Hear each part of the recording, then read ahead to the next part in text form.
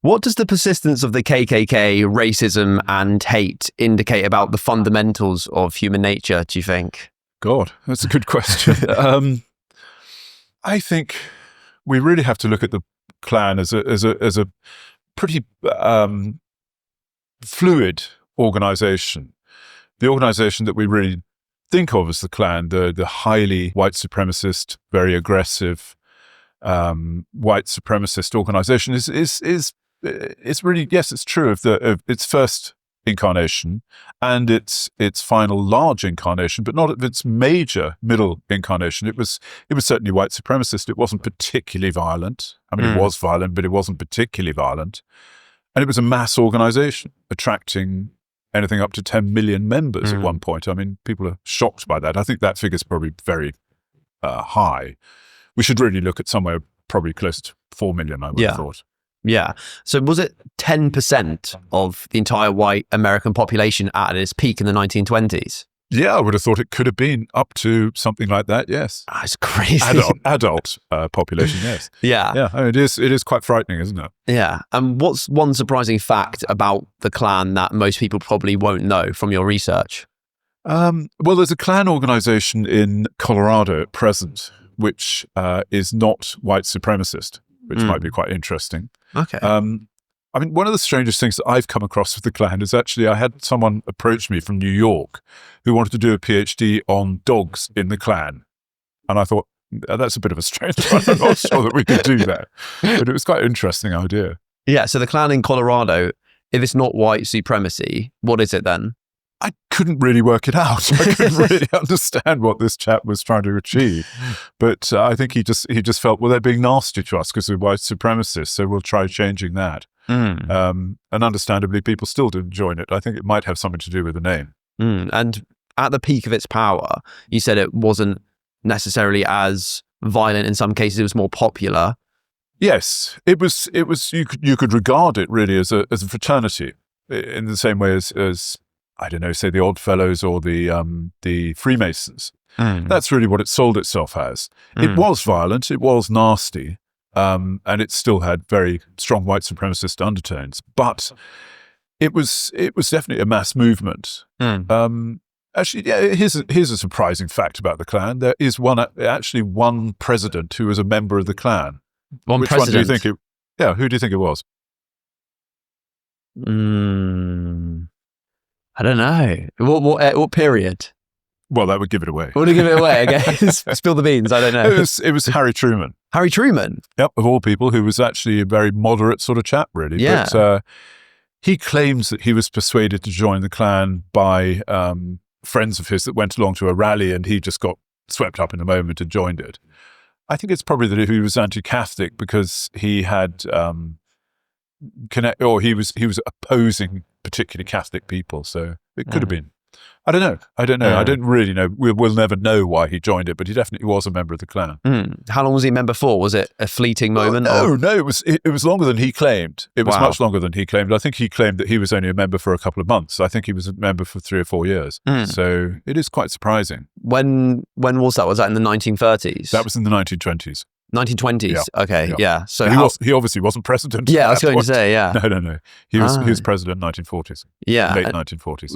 Is it also? Wasn't he brought up in quite a rural area? Yes, he was. Yeah. Do you think that had some influence on his ideology? Definitely. But I don't think that he was particularly. Well, he was white supremacist in the way that most people in the 1920s would have been white supremacist. But he was, I don't know, he was a moderate sort of chap. He was quite a reasonable man, though if you read his diary, he doesn't come across as quite so reasonable. But I mean, he desegregated the army, for God's sake. I mean, that's not the actions of a white supremacist. Yeah. So is it because there were so many members in the second Klan in the 1920s? Is that a reason why it was less extreme? Yes, I think it. Yes, I mean, when the Klan is really on its uppers, when it's really kind of pushed for numbers and pushed for membership, it tends to become more violent because you don't have to worry about mass appeal. You're really looking at appealing to a minority anyway, and that's when they become really violent. Yeah, and as part of your research, have you gone to any of the, is it called chapters? The No, local chapters? No, I've never actually been to a Klan Have you meeting. interacted with anyone in the KKK? Yes, I have. I've met Klansmen who are not particularly nice people generally. I also have had one death threat. Really? That was in Spokane in Washington State, and I didn't take it seriously at the time. And actually, I think I only told my wife about it about 2 or 3 years ago. She was absolutely livid with me. But I didn't take it seriously, and I still am not quite sure whether it was reality or whether it was just someone messing about. Was that in person or was that online? No, it was over the phone. Over the phone? Yeah. How did that come about? Was that because they were aware of your research? Yes. Yeah. Yeah. Which wasn't going to be particularly damaging to the Klan, actually. It was just general research. I mean, anyone researching the Klan is not... I don't think anyone nowadays researching the Klan could actually be pro-Klan. Yeah. But, I mean, I don't think it would have done them any particular damage, really. I don't think it would have hurt them a hell of a lot. And can you tell me more about when you interacted with some of the Klan members in the past? What was it like? Pretty much as you'd expect. They were not particularly articulate. They were not particularly pleasant people. The most interesting story I have about that was in the it was an incident that took place in the 1920s. Not that I was there, of course, but it was an incident that took place in the 1920s. And it was in a little place I've forgotten the name of it now. It was a one-horse town in the middle of Oklahoma somewhere. And I was talking to a chap there and he said, oh yes, the Klan was very big here in the 1920s, because I was actually researching connections between the Klan and Freemasonry at the time. And I went into this one particular place and was talking to a couple of Freemasons about this. And one of them said, oh, yes, my father was a Klansman. And I said, really? You don't really feel particularly bad about that? And he said, well, everyone was at that point. Yeah, everyone here would have been a member of it. He said, one of the things that was interesting about it that demonstrated how many people were actually members was it was a very anti-Catholic organization at this point. It was anti-Catholic because a lot of the last wave of immigration had been Catholic, and they were anti-immigrant. And he said that there was a chap who was I can't remember what role he played in the local Catholic church, but he was quite high up in the local Catholic church, and he was just under 7 foot tall. So when they had the parade, the Klan would always go at the end, so that if they were members of anything else, they would be able to change into their costumes and join the parade at the very end of it. And this chap, who was a well-known Catholic and was parading with the Knights of Columbus, which is the Catholic fraternity, paraded in the Knights of Columbus. And then suddenly at the very end of the parade, you see this huge, great chap. Well, obviously you can't tell who he is because he's wearing the full Klan costume. But he said it was ridiculous. He was a member of both the Knights of Columbus and the Ku Klux Klan, which was crazy. But I think it shows you how incredibly popular that organization was at that point. So were they anti-Catholic for the sole reason of a lot of immigrants at the time were Catholic, or were there any other undertones? They put it forward as they associated Catholicism with superstition. They associated it with corrupt politics. A lot of Irish politicians who are notoriously corrupt. They associated them with breaking prohibition legislation. Yeah. So they had all sorts of reasons that they justified it with, but they tended to be really based on anti-immigrant sentiment, I think. And can we talk about the origin story of the KKK, who the founders were, what their initial intentions were, and why? Were they pro-Protestant at the time? Were they very Protestant at that era? I don't think it really made much difference at that point in time. Yeah. I mean, there would have been quite a few Catholic members of the Klan at that point because it was quite powerful in Louisiana. So you would have definitely seen Catholic members there. No, the Klan was founded in a place called Pulaski, Tennessee, which is another one-horse town. And it was founded by 6 ex-Confederate soldiers who were bored rigid after the end of the war. I mean, what was there to do? They came back to Pulaski. There was nothing there. There was one street, literally one street. I've been there, and there's a barber's shop there that actually has the equivalent of a blue plaque on it to say this is where the Klan was founded. Wow. I'm not sure that it would still be there today, but it was certainly there when I was there. And the interesting part of it was that they founded it just as something to do. And they created this organization. They couldn't find a name for it. They were going to originally be called, I think, the Thespians. So imagine how different the world would have been if one of the nastiest terrorist organizations or white supremacist organizations was known as the Thespians. But they couldn't find a name. And then they came up with this. Some of them had been members of a fraternity at college. And that was called the Ku Klux Adelphi, which means the Circle of Adelphi. And it really just means they had the Ku Klux aspect of it, which they thought sounded great, but it just doesn't sound complete. So they just added clan at the end of it. And then they started making everything add up with K's and stuff like that. Which, incidentally, my name, Kristofer, is a Swedish spelling of Christopher. It's nothing to do with I did actually have a student one time who said, "Are you a member of the clan?" No, I'm not. But so there's the 6 of them, and they gradually build up more and more numbers. And eventually, with their bizarre costumes, which aren't the same as the ones that we recognize today, but with their bizarre costumes and with this secrecy that they've encouraged, they are adopted as a cover for white supremacist opposition to the Republican governments and the Republican administrations that have been set up post-Civil War. So you have really what they're doing is they're trying to get back to the position before the Civil War. They're not necessarily trying to re-enslave the black population, but they're trying to put them in a position of inferiority. It spreads across the South, becomes pretty powerful, extraordinarily violent. I mean, really violent.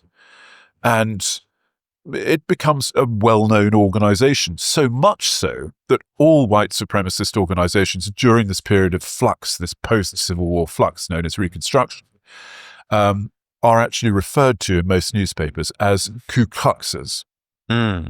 So the size of the clan is difficult to estimate because we don't know, who was actually a member of the clan, who wasn't a member of the clan. So it's Am I right in saying when it was first founded, it was like, just like you're saying, they were bored, it was like a fraternity. When did it become sinister? When was the turning point of that? Who led that turn, if there was one singular person? Well, there was a meeting of white supremacists in 1868 in Maxwell House in Nashville. And they are really kind of looking to try and form an insurgent movement. The Republicans have started to push for very radical ideas with regard to the black population and with regard to the punishment of those people that have actually served in the Confederate forces. And the Klan is the perfect vehicle for this.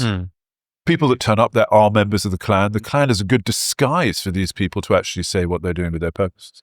So yes, 1868 would be the time when they're really beginning to emerge. And you said the uniform wasn't the same. No, what was it? What was the difference? The uniform is curious, actually.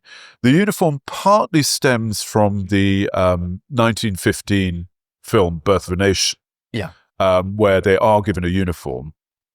The actual costumes that the Klan would have worn during this period, in the earlier period of Reconstruction, would have been just anything that they could disguise themselves with. They would wear bed sheets sometimes, not the ones that we recognize nowadays. They would wear masks that were often particularly demonic looking. There's one particular case of they would wear dresses. There's one particular case where a Klansman is identified by a woman that he's raping, a black woman that he's raping, because she has made the dress that he's wearing for his mistress. Wow.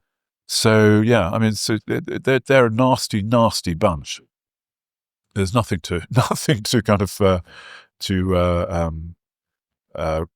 make them redeemed or redeemable.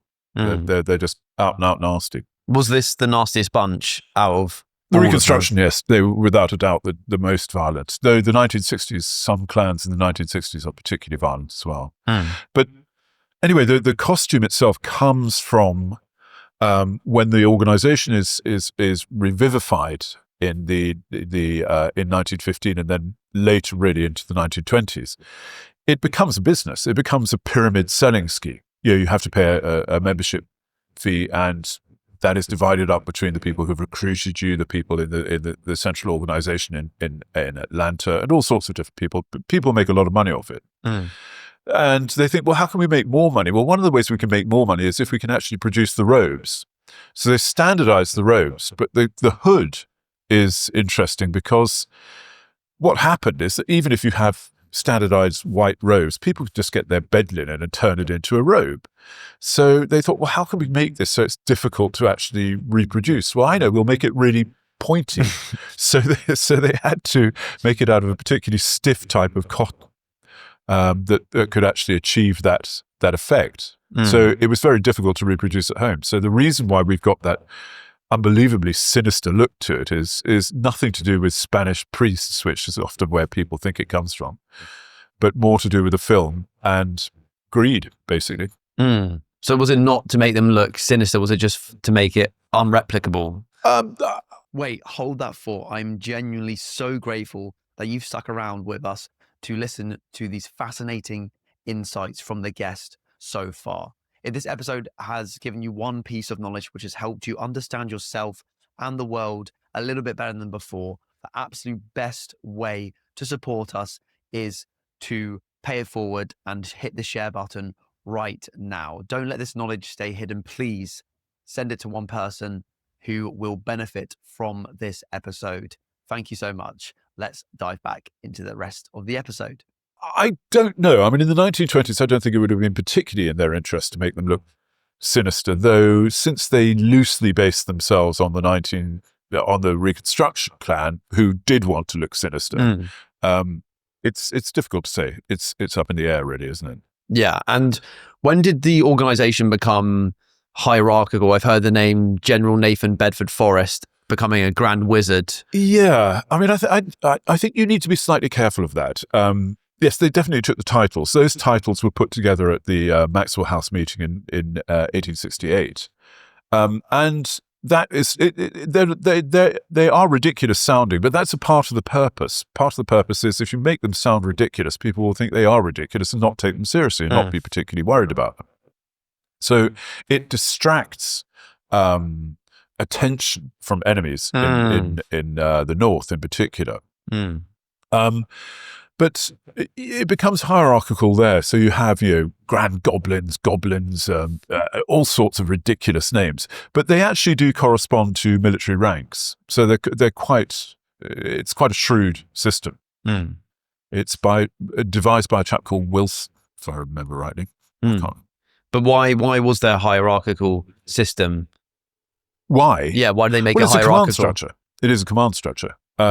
It's really trying to make sure that you can actually control large numbers of people. Though the reason why I said to be careful about Nathan Bedford Forrest is because the Klan, even in Reconstruction, it's not one organization.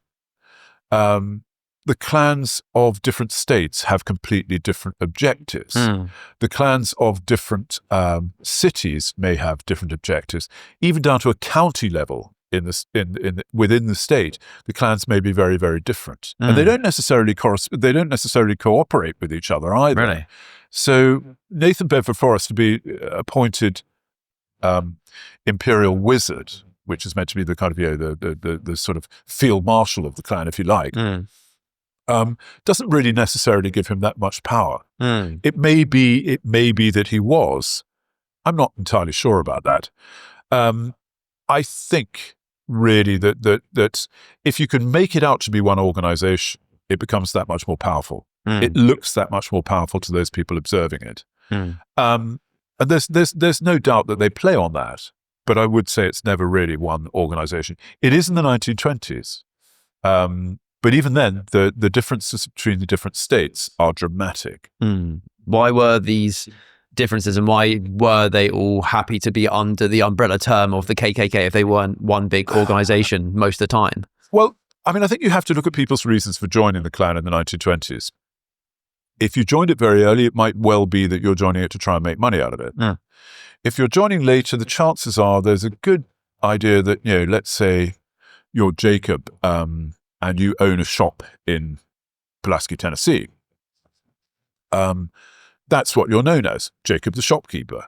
But if you join the Klan, you become Jacob the Klansman, Jacob the kind of, you could even be perhaps, Jacob the Grand Dragon or something like that. I mean, Americans love names. When my mother discovered that I was doing a PhD in American history, she said, "Oh my God, why are you studying the Americans?" And I said, "Well, what's wrong with the Americans?" She said, "I just can't stand the way that they dress up as animals." And I was thinking, what is she talking about? And then I realized, well, go to Disney World or go to the Super Bowl or go to anything where the Americans, and they will dress up as animals. I think there's an element of that dressing up that the Americans love. So is it actually a lot of people going or joining the Klan to increase their status in a way? Yes, definitely. Yeah. I mean, it was a good way of increasing your status in the local community. That's for sure. It's also your mates have joined, which is probably why Truman joined. His mates went up and joined, and let's go and have a laugh. Let's go and join the Klan. And you can come back and you go, I'm a member of the Klan, and and you have to remember that. At this point in time, America has reverted to a pretty white supremacist state. Not that it isn't now, I suppose you could argue, but the ideas of Reconstruction, these radical ideas of incorporating the black population into American society, have pretty well been pushed out of the equation. And the Klan in the 19 teens in particular, less so by the end of the 1920s because they do disgrace themselves. The Klan would be regarded as a pretty heroic organization. The whole idea of Reconstruction is seen as this period of Americans losing their senses. Why on earth would we want to do this? Why would we incorporate essentially what most people would have regarded as somewhere between savages and school children into mainstream American society? I mean, it's horrible to think about the world in those terms, but that was certainly what was going on at that point. And these ideas of white supremacy are reinforced by the mass immigration of the late 19th, early 20th century. So how does this, or does it at all, link to the Nazis in the 1930s and 1940s? Was there any link between the two organizations? Curiously, there is. There is actually a German Klan. It's not particularly successful and it doesn't last very long. But the direct linkage there comes from in the 1920s, early 1920s, when the Klan is flying high. The founder members of the Nazis ask if they can kind of be affiliated with them. And the Klan turned around and said, no, you can't. What do we want to be associated with you lot for? By the late 1930s, when the Nazi party is in power, the Klan go to them and say, can we actually be affiliated with you? And they say, no, we want to be affiliated. So it's rather odd. So there's like a switch in power play. Yeah, definitely. In a way. Definitely. Wow. Has there been anything of Hitler or high-ranking Nazi officials saying anything about the KKK? Hitler thought that the Klan was stupid. He thought it was an idiotic organization. Some of the principles and some of the organizational structures and some of the methods of expansion the Nazi party imitated. But in terms of actual membership between the Nazis and the in the late 1920s, the Klan has completely blotted its copybook. That massive expansion it's had in the early 1920s is evaporating very, very quickly. And what they try to do is they try to hunt around for organizations they can piggyback on. And one of those is the Nazi Party. The American Bund, which is a pro-Nazi German organization that becomes quite powerful in the 1930s. You're looking at various attempts to create dictatorship-based models on the Nazi model. The Silver Shirts, other organizations, which are definitely kind of proto-Nazi organizations. And the Klan does actually associate itself with the Nazis, though the Nazis are not particularly keen on them. And it is, when they go into the war, it's pretty embarrassing for them. And their standing in American society definitely drops as a result of that. What? So when the Americans go to war with the Nazis, is that when the KKK takes another hit in? Yeah, I mean, it's a status. pretty unpopular organization at that point in time. It does recover its numbers a little bit, and it does try to kind of go back to its glory days of the 1920s, but it will never really do that. It's from now onwards, it will be. I think the figures are, if we take the most realistic figures that we can look at, there are about 4 million, maybe even 5 million in 1924, 1925. By the end of the 1920s, it's down to about 300,000. So it's a dramatic decline in numbers. So 4 or 5 million in the 1920s, right? Early 1920s. Yeah, and they infiltrated politics at quite very a high much level. so. Very much so. Could you elaborate? It's difficult to estimate the numbers of Klansmen who were actually in Congress, but they definitely had success. 1924, they were very successful. In 1922, they began to show moderate success. Their real sort of power is more at the state level. If you take states like Indiana, which has a Klan membership of probably 500,000, it's the largest Klan in the States. Texas is powerful. California is pretty powerful. Colorado is pretty powerful. But it's Oregon that they really are surprisingly powerful in, where they actually have a Klan-backed governor. Wow. So it's an organization to be reckoned with. And in fact, in terms of the 1924 congressional election, it's said that the Klan were the kind of kingmakers of that election. In what way? Well, the Democrat Party is not in power at that point, and the Democrat convention, the Klan in New York, the Klan actually completely and utterly control that in terms of the numbers that are actually going forward, and they choose the candidate that will go forward disastrously. But yeah, I mean, they're powerful. They are powerful, and if we take the Indiana Klan, David Walker Stevens, who is he's not David Walker. That's Walker Griffiths, but he's David Stevenson. Controls the state essentially. He is the Grand Dragoness. That's the name for a state Klan boss, and he essentially controls appointments within the state. He controls the governor pretty well. He makes or breaks people, and the way that he does that is he has dirt on them basically, and what he does is he has his secret case of letters where he will release them if they don't actually do as he says. So, but he is implicated in a very, very nasty rape case, and he thinks that he can get away with it. He doesn't, and really, he's one of the reasons why the Klan collapses in the mid-1920s. Is that because of that scandal? Meaning, yeah, David Curtis Stevenson, that's his name. He abducts a girl who he takes on a train, who he multiply rapes and beats her and chews her. I mean, it's pretty disgusting. And he refuses point blank to admit any responsibility for it, even though she subsequently dies and he's charged with second-degree murder. And he just thinks that he can buy his way out of this. He thinks that he's got so much power that he can actually get his way out of it. When he's asked about this, he says, I am the law in Indiana.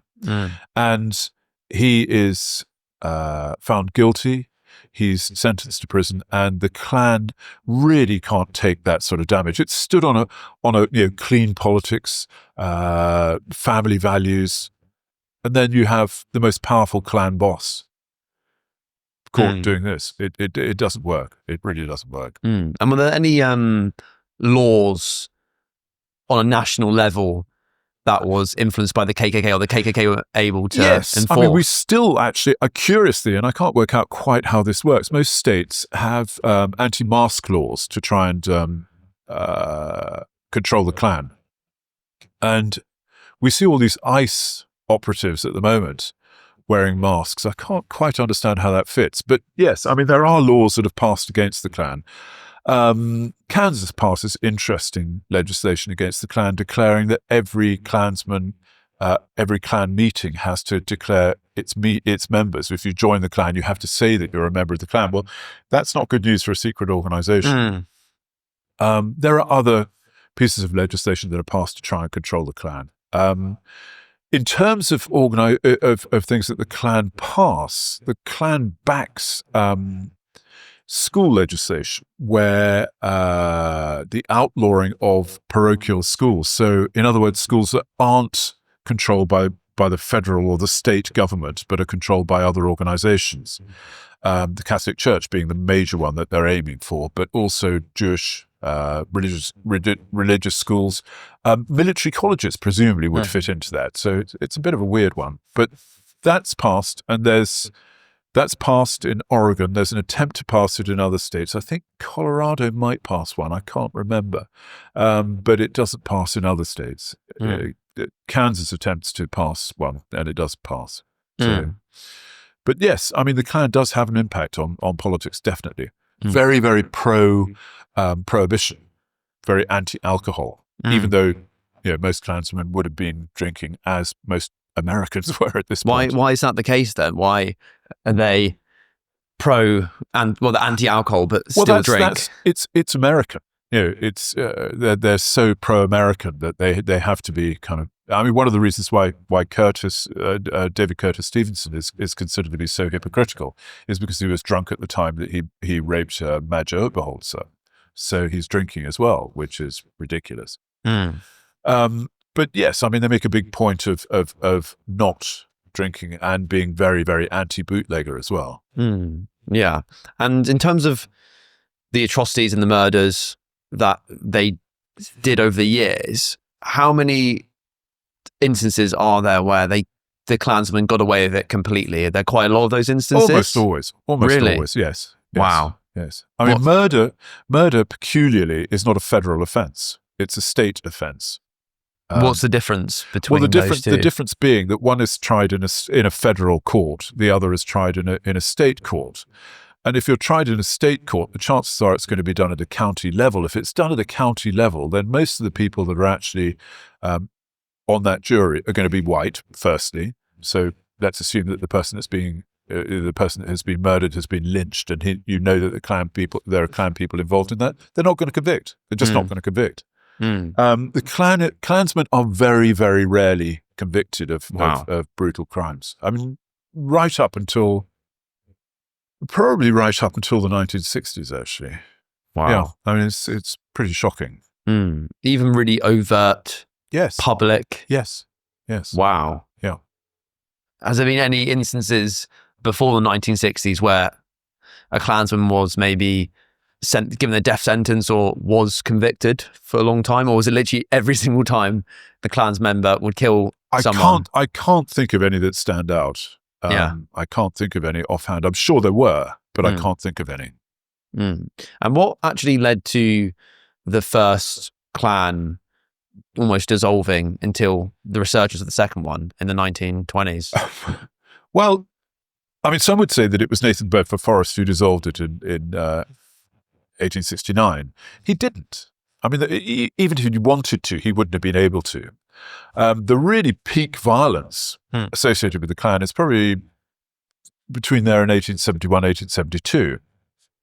So, as the black activist W.E.B. Du Bois has argued very well. But really what I would say the reason why the Klan dissolves is because it achieves its purposes. It achieves what it wants to achieve. It has basically put the southern states back into the status quo ante. I mean, the black rights movement has disappeared, essentially. So 1876, the election of 1876 is a tied election.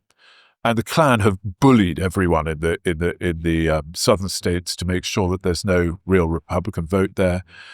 And there's an agreement made that the last troops will be pulled out of the South, even though the numbers there are minimal by this point.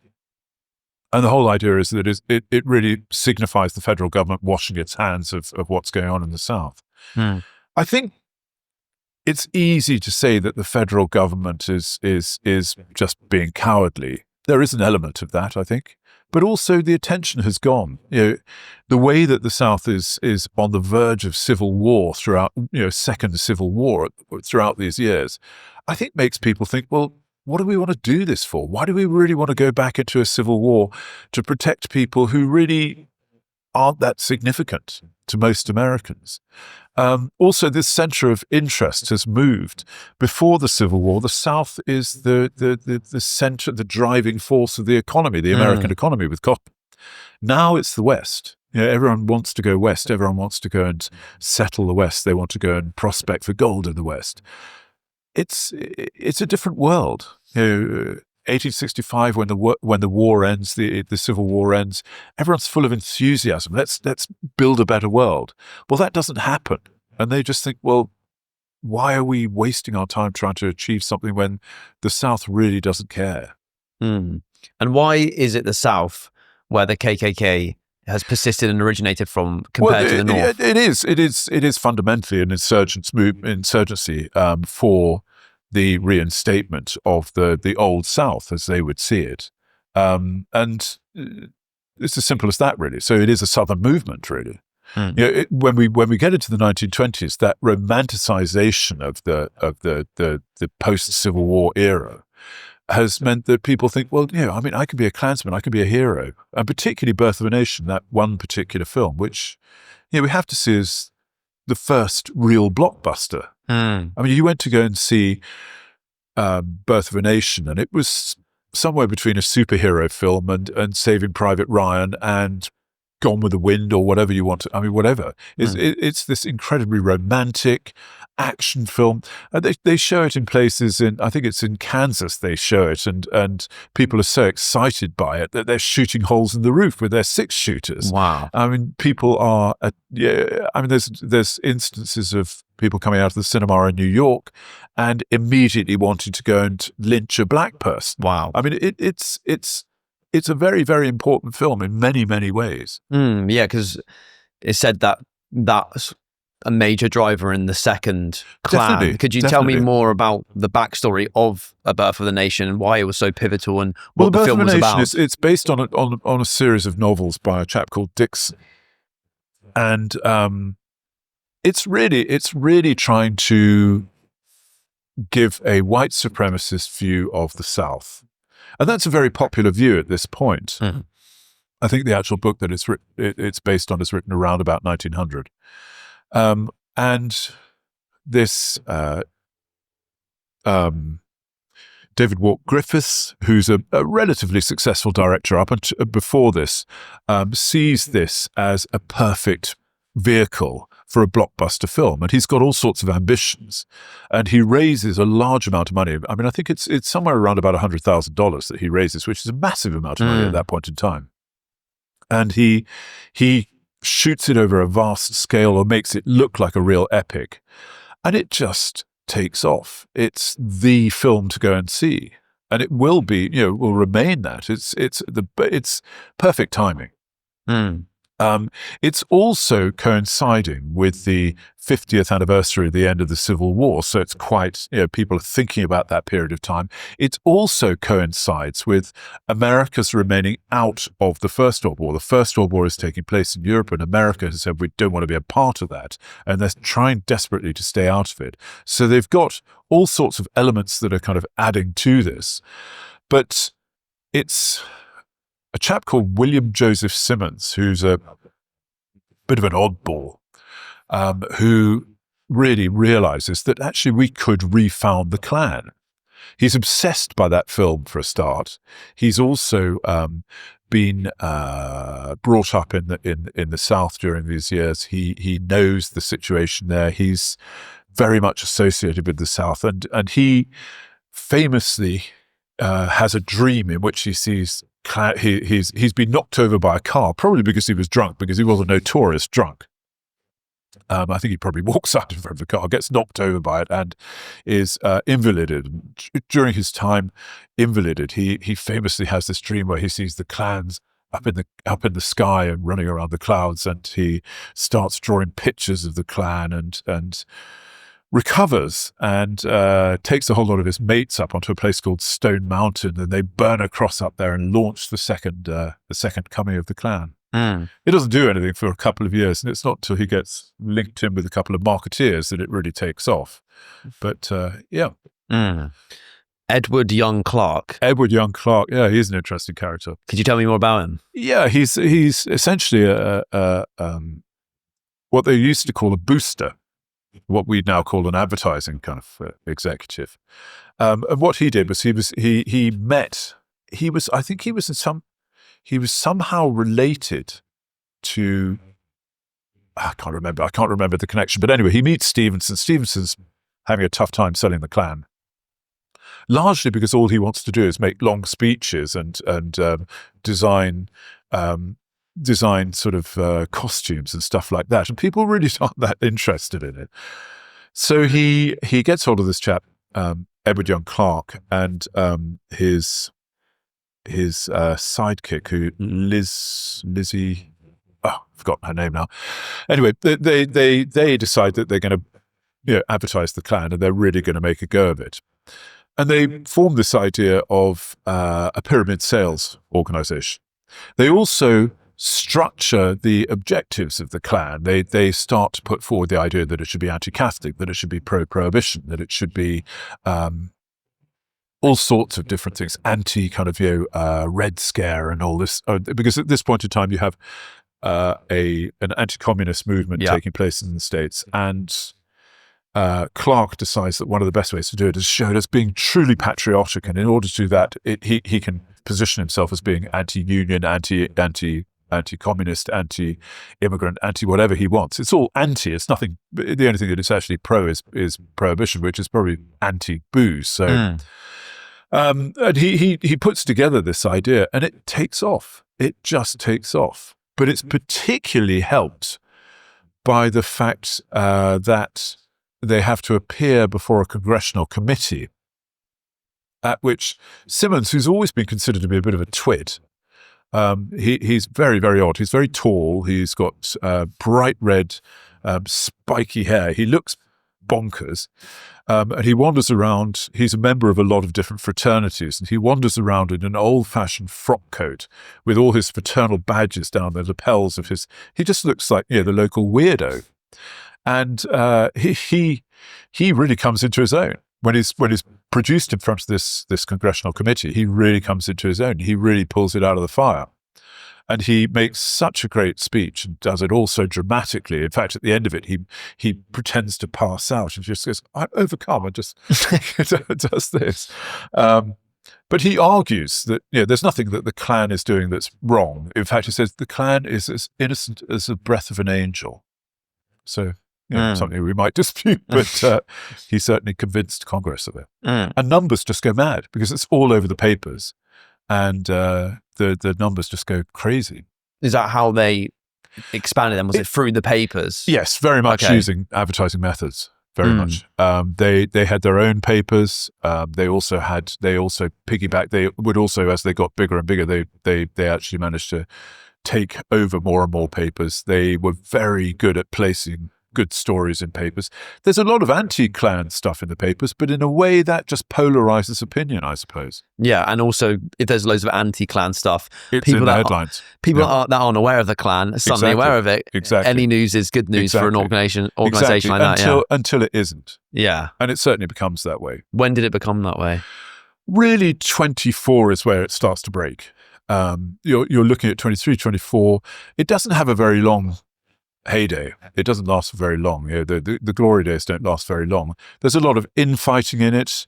You have a really nasty murder by Klansmen in Louisiana in a place called I forgot, Mer Rouge. And even though that's slightly earlier, that's 23. We're looking at bad publicity seeping more and more into the headlines. And David Stevenson's demise, or his rape of Madge Oberholzer, is really the final straw. And it declines. But you've got to remember that you've got an organization that is composed of people who are either in it for greed or they're just in it because they hate everything. Well, if they're in it for those two reasons, they're not going to get on with each other, are they? And they do fall apart pretty quickly. I mean, they're very, very unpleasant. There's a lot of power struggles at the top. The Klan, Simmons is overthrown by a dentist from Texas called Evans, Hiram Wesley Evans. And he's a good leader. He's probably a better leader than Stevens. Stevens, but he's just he's just not going to be the Simmons. Sorry, he's not going to be the leader that they need at that point in time. And in terms of the newspaper stuff, what kind of stories were they putting out in the newspapers? You said the KKK were quite good at putting stories in the newspapers. Oh, anything. I mean, it could be anything from, we're having a rally at such and such a time. And these rallies were quite impressive events. You had mass marching, you had Klan bands, you had Klan cheerleaders, you have glee clubs, you have all this sort of thing. And some of them are massive. I mean, there's one in a place called Kokomo in Indiana, which attracts well over 500,000 people. I mean, that's huge. Wow. They have, Stevenson arrives in his own private plane. It's an event. I forget that if you look in my book, you see the statistics of how much hamburger meat they get through and all this sort of business. But it is a real event, and that definitely sells the Klan. Yeah, I mean, there's these massive rallies. In terms of things that they place in the paper, sort of things like Klansman saves dog or whatever it is, or Klansman saves woman from drowning or whatever it is, that sort of thing. A lot of them are complete rubbish, but propaganda. They sell papers. Yeah. And when they were at the height of their power, did the KKK ever want to overthrow the entire American government or become like the Nazi Party, for example, where they had complete control over the whole country, or they not organized? I dare say they dreamt of it, but the reality was that it wasn't going to happen. Really, I think they were trying to. I mean, Hiram Wesley Evans, the dentist from Texas, who takes over the leadership, definitely has political ambitions. I mean, he thinks that he will run for president. I think the interesting thing about them is that they are working within the American state, though they are subverting it as well, and they're corrupt as hell. So, but then most politicians at that point were. So it doesn't really make much difference. And if they had that dream, how come they didn't end up getting close to it? I think because things collapsed before they got the chance. And also, I mean, I think people just thought, well, I mean, those people that weren't members thought, well, what on earth is all this about? I mean, a whole lot of grown men dressing up like that. And not just grown men, but also women. I mean, the women's Klan was quite big in the 1920s.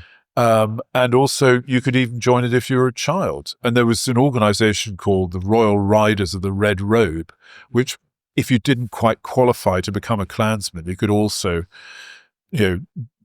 become a member of an auxiliary organization.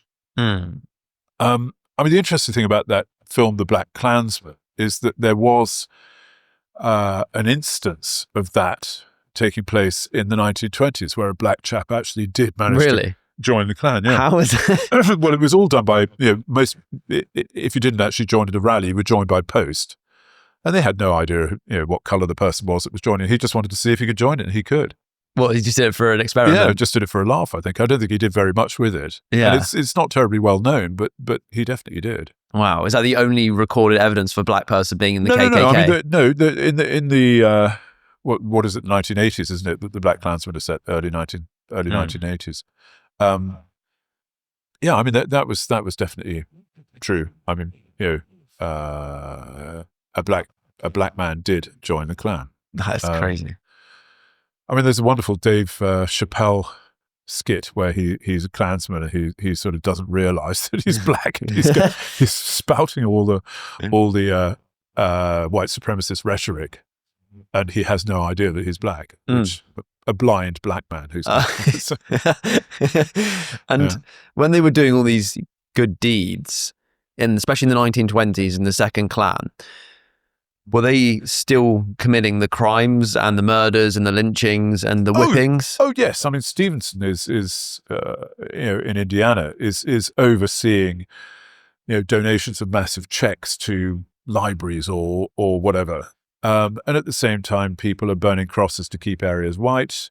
They're certainly tarring and feathering people. I mean, the Indiana Klan is quite a violent Klan. And yet, at the same time, Stevenson is desperately trying to...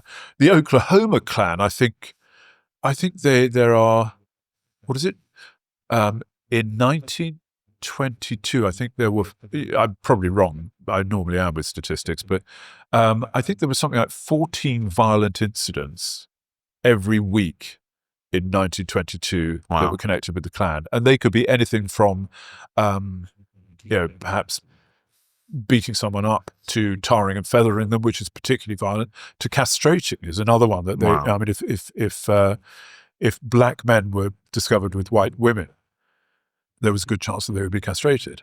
And, the chances of actually surviving that are fairly low. Wow. And again, no law enforcement, no punishment. No, often. Wow. Often.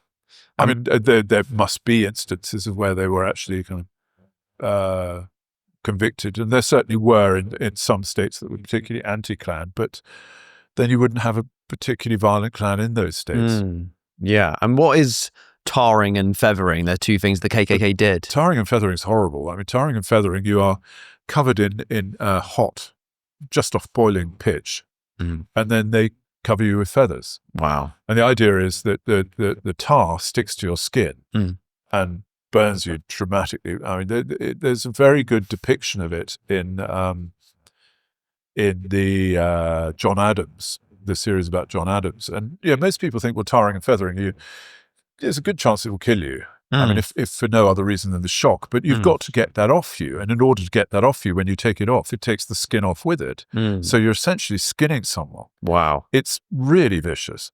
And were these terrors performed at night in secret? Yes. So during the day, they'd be doing these good deeds, saving someone from drowning, apparently. And then at night, they'd get the hoods on. Yep. Wow. Yep. Various states. I mean, Oklahoma was the most violent. Colorado was particularly violent too. Dallas was very nasty. Yeah. They had their own whipping ground there, where they would take people and just whip. Some states were not violent at all. New York is not particularly violent. I'm trying to think of what other states weren't violent. Oregon is not violent, surprisingly.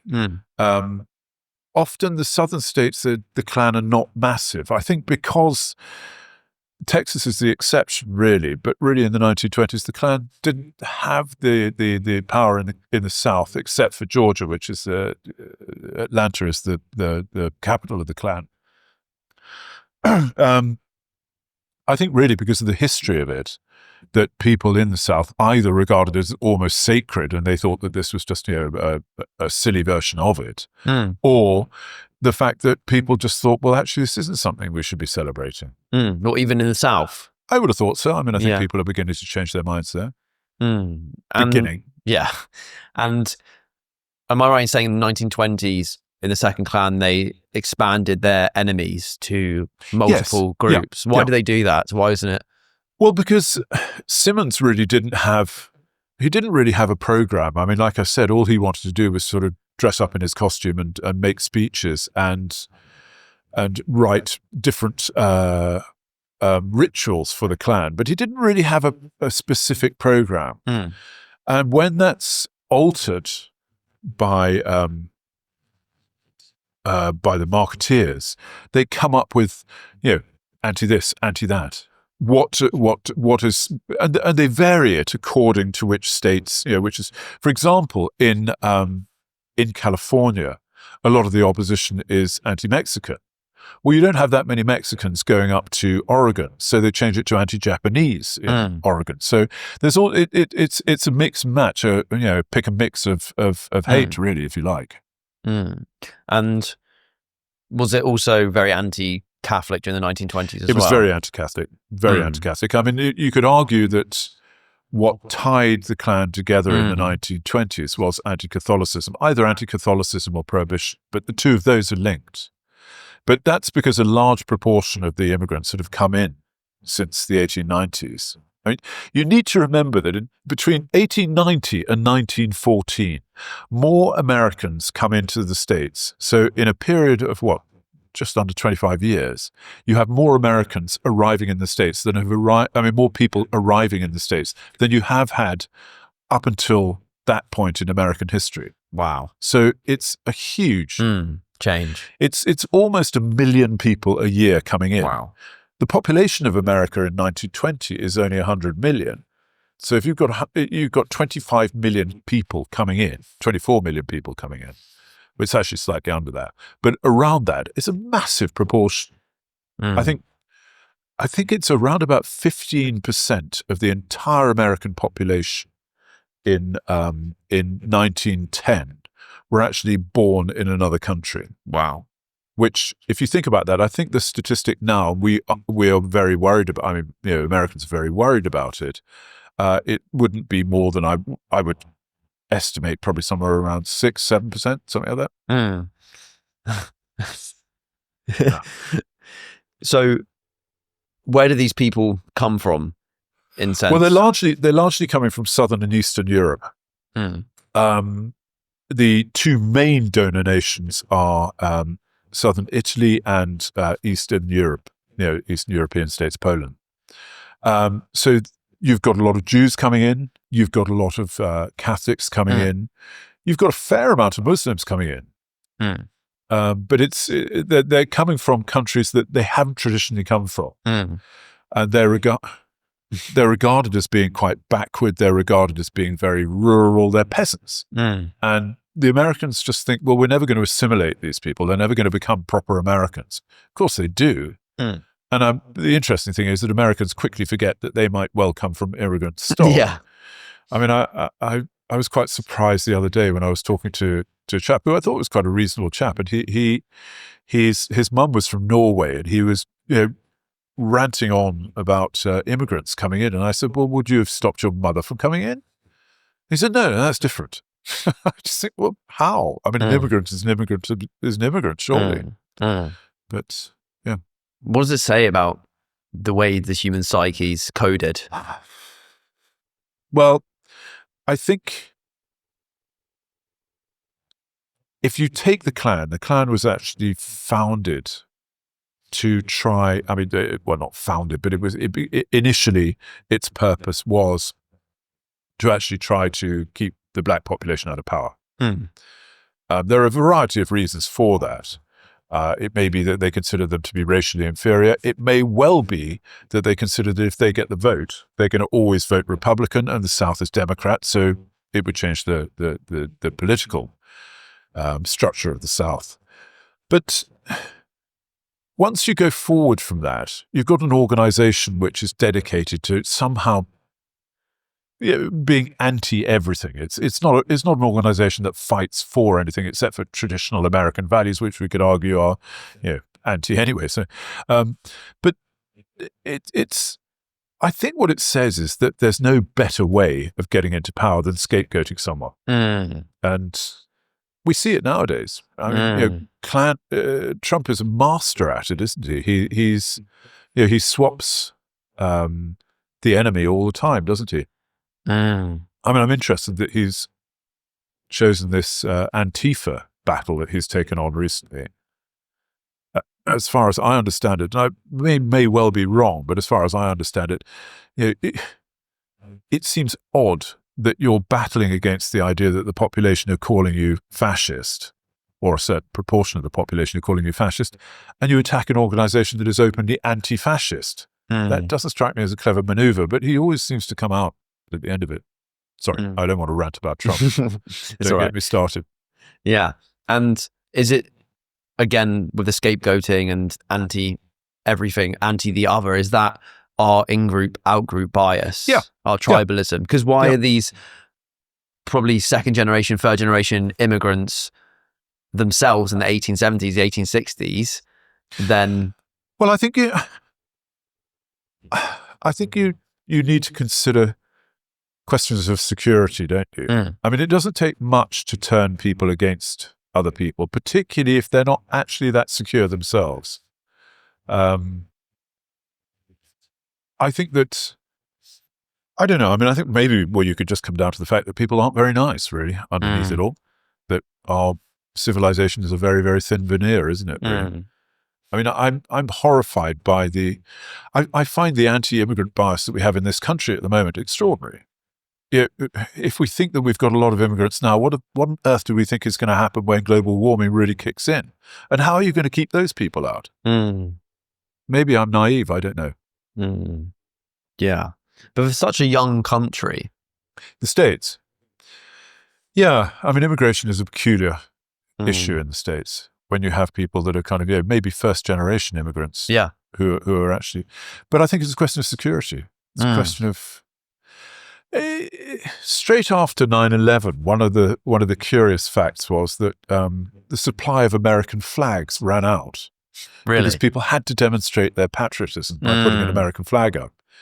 We don't have that in this country, and I hope we never do have that. I mean, there's been attempts to push that across the line, but I hope that we don't get that. Well, yeah. So what do you think's wrong with patriotism? Is there a healthy? I don't think there's anything wrong with patriotism as such, but I think that it is, wasn't it Dr. Johnson who said it's the last refuge of a scoundrel? And it is. I mean, people who just say, well, I'm British and that's it. Perhaps they haven't thought that they're anything else. Perhaps that's the only thing that they can actually claim that they are that's got any sort of anything to it. I don't know. I mean, I'm as the child of immigrants, I really can't see why we shouldn't be more tolerant of immigrants. And I do find it odd that, as a child of a Swedish immigrant, that's considered almost in some ways to be all right. That's not a problem. And my wife is Irish, so everything around me is immigrant. I don't know. I mean, the thing that I find difficult, more worrying than that, much more worrying than that, is the fact that I can't get that book published in the States. Yes. I mean, Can we talk about that? That's I mean, that is crazy. To my mind frightening. I mean, it might be that it's just not a very good book. It could possibly be that. It probably is that. But having said that, I would have thought that some publisher would take it on. But it was lined up to be taken by Simon & Schuster, who are I think they're the biggest publisher. And I heard about this on the Thursday. On the Friday, they interviewed me, which is very unusual. I don't know. I mean, I suppose they wanted to make sure that I wasn't a rabid Klansman. So they interviewed me, and I was, my wife had gone to Ireland, and I was sitting down and being interviewed, and it went very well, very well. And they said, we'll get back to you on Monday with an offer for an advance. So my agent was really excited about that. Said, great. On Sunday, I went off to Ibiza for a week with my wife. On the Monday, I hadn't heard anything. On the Tuesday, I hadn't heard anything. So on the Wednesday, I rang my agent and I said to him, Andrew, what's going on here? And he said, I don't know. I'll ring him up and see what's going on. And they got back and just said, we can't think of anything positive to say about the Klan. And I thought, well, nor can I. That's the whole reason why I wrote the book. But I just thought they're terrified of a resurgence. Well, not a resurgence. They're terrified that it would just create an almighty kind of backlash, that there would be all sorts of people, attacking them for publishing it, me in person, maybe they were protecting me. And I think it was that. I mean, I think it was the idea that it wouldn't have, or it would have, it would sell, but it would sell at a cost, if you see what I mean. And I think that is the really worrying thing about it, that people, if we only have history that is palatable, that's acceptable, who's going to stop the next Klan? Who's going to stop the next organization like that? We need to, I'm not saying that my book necessarily holds a lot of insights that people would find absolutely essential for fighting the Klan, but it does show that we can defeat them.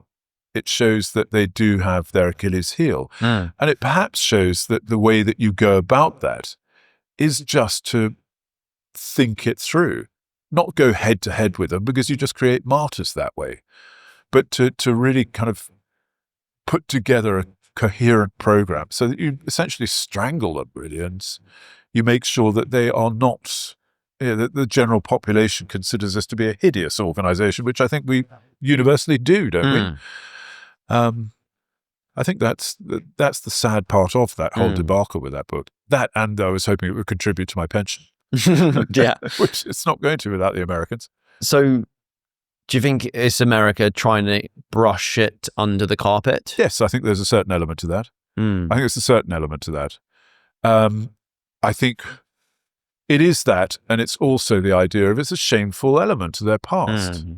I have a great German friend who always says, I can't understand why there's so much fixation on Hitler. Why are the British so fixated by Hitler? And I said, well, it was their glory days. It was when they were at the height of their power. And he said, yes, but does everyone need to read a new biography of Hitler? And I suppose maybe it's that. Why do we need to rehash this whole idea of the Klan? We know what happened. Why do we? But I think the trouble is people don't know what happened. And they don't understand what happened. They don't really realize what a fascinating history it is. Well, for example, I had no idea that in the 1920s, it was 4 to 5 million members of the Klan. I always thought it was this obscure secret cult behind the scenes that you'd have to go on YouTube to watch a deep dive about. I had no idea that President Truman was a Klan member in the 1920s, and there's been 3 different phases of it, and all the atrocities that they've done throughout its history. I had no idea about that before. No, it's. I mean, the interesting thing about it nowadays is that it is such a toxic organization that I really don't think that you can revive it. And I think that's where we've been successful. I think you need to realize the power of social media to create to create an attitude like that. It is a positive. It can be rather than always seeing it as something that actually just goes over the top or polarizes people. It can actually be utilized quite effectively to destroy an organization like that. Yeah. And what about FBI infiltrations? Did you talk about Gary Rowe in your book? Yes, Can you tell me about Agent Gary Rowe? Yeah, he's an interesting one, isn't he? I mean, he's actually sitting in a car when a woman is killed by Klansmen. He's sitting in that car and they poke the guns out of the door and blow this woman away. And he's sitting there, and it becomes a kind of, should he have actually stopped them? Should he have grabbed hold of the barrel of the gun? Should he kind of, I don't know. No, he's an interesting character. He's written his own, he wrote his own autobiography, which is pretty inaccurate, I think. But he's one of a number of infiltrations. He's part of part of a scheme called COINTELPRO, which is fascinating. And COINTELPRO is dirty tricks that the FBI, Hoover's FBI, launch against the Klan amongst other organizations.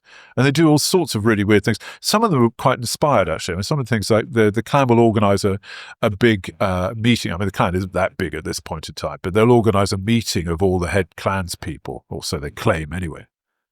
And they will, let's say that they do it in New Orleans, and they'll book a certain hotel to have this in. Well, the FBI, who've got their phones bugged or got someone in there, will discover this and they'll cancel the booking for the hotel. So all these people turn up. There's just no hotel. Like petty. So it's just really irritating more than anything else. Or they'll find out that it's some Klan member's 50th birthday.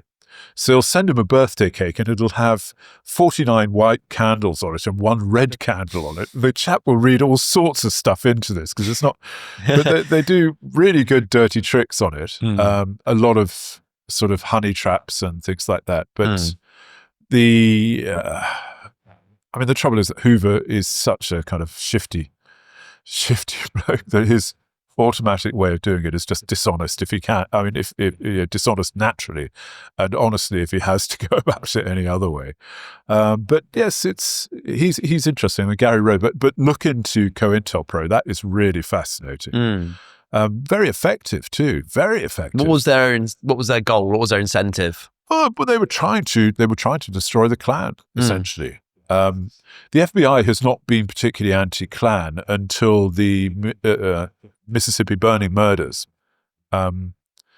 which, if you want to understand what they were, have a look at the film Mississippi Burning, which I think was made in the 80s, but it's still an extremely good film. It's one of those few films that actually stands the test of time. Is that the church bombing? It starts... No. Oh, is that something else? You're thinking of the 16th Street church bombing, Yeah, that was horrible. That was really horrible. But that's after this. The Mississippi burning murders, 1964. I think I'm dreadful with dates. I shouldn't be a historian. I'm so bad with dates.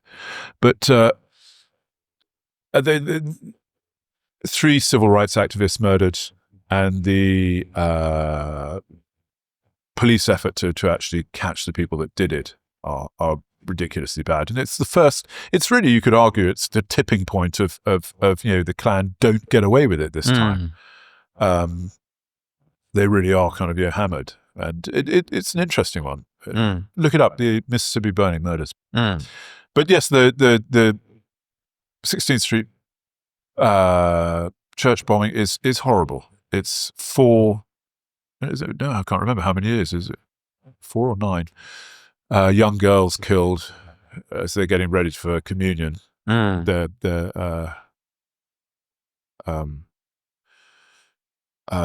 service, or Sunday school. I can't remember which it is. But anyway, they're getting ready, and the bomb goes off, and that is really, really awful. And it's all associated with Birmingham, Alabama. There's been so many bombs going off there, anti-civil rights bombs going off, that it's actually known as Bombingham, Alabama. Very, very, very nasty instance. But that again forces the FBI to really kind of take a much closer look. It starts them on a much more aggressive course against the Klan. Many people consider the Klan to be American. The FBI is fighting the Cold War. It's very anti these Reds under the bed and all this sort of business. And the Klan, because it's anti-communist, is seen as being perhaps on the side of the angels. Yeah, and was it the 1960s when they did start using bombs more? Because it wasn't just the 16th Street when they used bombs, right? There's been other instances. Yeah. I mean, there's dynamite becomes the weapon of choice in the 1960s. I'm trying to think. Yeah, I think it probably was, actually. It probably was. That was where they started to use bombs rather than just beating people up or mutilating them in some way. And what do you think is the most infamous or well-known or horrific act that the KKK did? I know there's quite a lot. Well, I think the danger is that you don't want to get involved in the pornography of violence. But I mean, there's all sorts. Some of the ones in Reconstruction are just so foul. I mean, they kill a lot of people in one instance where they leave the bodies out, and anyone that tries to collect them, they shoot. There's another instance of a black activist, a black Republican activist, who is going to be lynched, and he manages to climb up a tree, or as the rope is thrown over the branch of a tree, and he manages to climb up the branch of the tree, and instead of just cutting the rope down or cutting the branch off, they actually cut this chap's fingers off one by one. Wow. A lot of the tarring and featherings are pretty gruesome.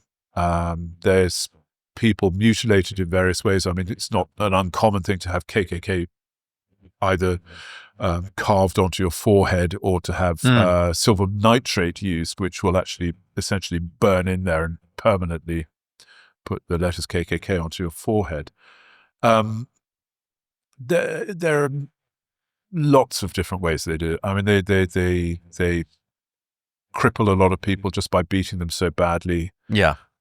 Lynching is of course one of the main things that they use. There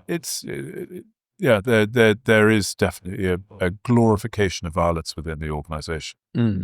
And what actually triggered the third rise of the KKK after the 60s? Well, that was the civil rights movement. Brown versus the Board of Education, Topeka Board of Education. So essentially the idea of desegregation is what they're fighting against. They are effective within their own remit, but they are so violent, and they're so bad at publicity that they really lose the public sympathy. They're particularly bad at television. They don't realize how much things have moved on. And the 1920s Klan is very good at handling advertising. the 1960s Klan is bloody appalling. Mm. They when they go on television, they use the N-word all the time. They kind of they're just idiots. Mm. They are so violent. I mean, particularly Bull Connor,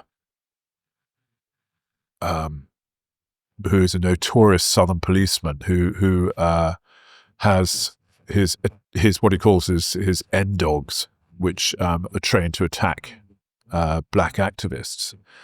And there's a very, very effective photograph of a chap being attacked by, I think he's a school teacher being attacked by one of these dogs. He uses high pressure water hoses that are so the pressure will not only knock you over, but it could scalp you. I mean, it's Wow. that heavy. And he does this in front of the cameras. You know, it's idiocy. You know, Selma, where black activists, peaceful black activists, are caught being beaten up by riot police. They don't understand the modern media, which is interesting because the organizations that come out of that, the Third Klan, do understand modern media, and the Klan are very tech savvy, very tech savvy. So some of the Lewis Bean, one of the Klan leaders, is very, very keen on setting up one of the early internet structures, LibertyNet, which he does in 1984, I think, which is extremely early for that. And the internet is the savior of the Klan, really, in many ways, because no one knows how many members there are. They can say whatever they like. People, you know, may dismiss it, but they can't prove it otherwise. You can carry out all sorts of threats from your bedroom, and you're anonymous. It's the perfect thing for the Klan, really, in many ways. But it's also, when it's turned against them, it can be extremely effective as well. And it seems that the Third Klan were too overt with the TV, doing stuff in front of camera, doing it during the day. It seems that the other previous ones would be more effective because they were more covert, because they were doing stuff at night and then doing good deeds in the newspapers or during the day. Am I correct in saying that's a reason why the Third Klan wasn't as effective at getting popular? I think that things have moved on as well. Yeah. There's a lot of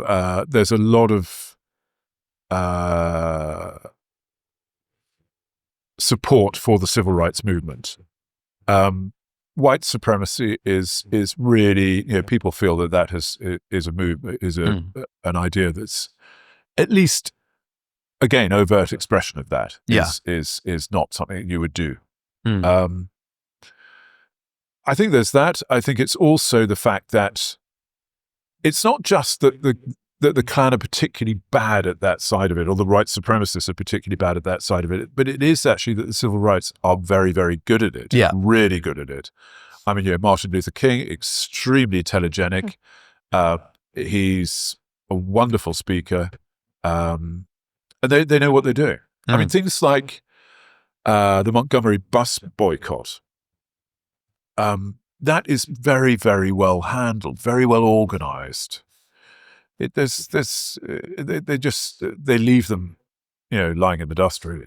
Yeah. And did the KKK get involved in murdering some civil rights activists and leaders? You know, what about Martin Luther King, Malcolm X? Was them to do with the KKK or not? I don't think you can directly associate the Klan with them.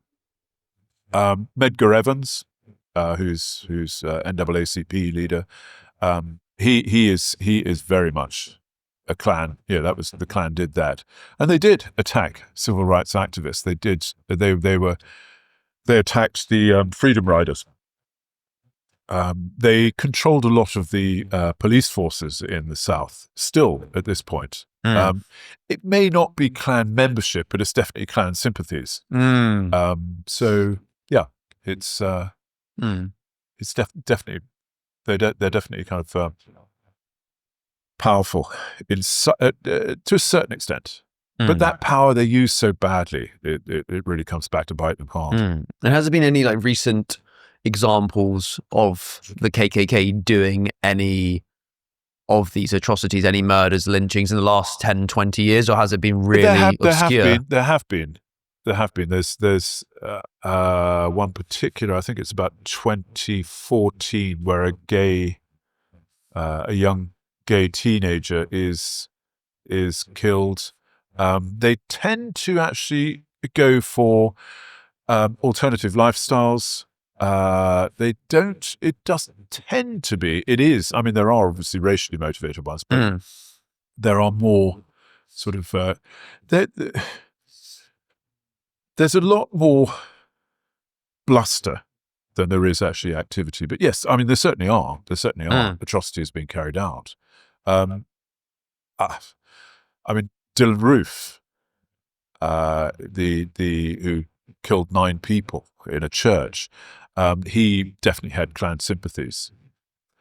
But I think really to kind of definitely associate people with Klan, it's very difficult. I mean, the interesting thing about that actually is the fact that if there was a racially motivated murder, really right up until probably five years ago, we would see pictures of the Klan being put up onto the news reports and this sort of business. People talk about the Klan, even though they may not be Klan associated.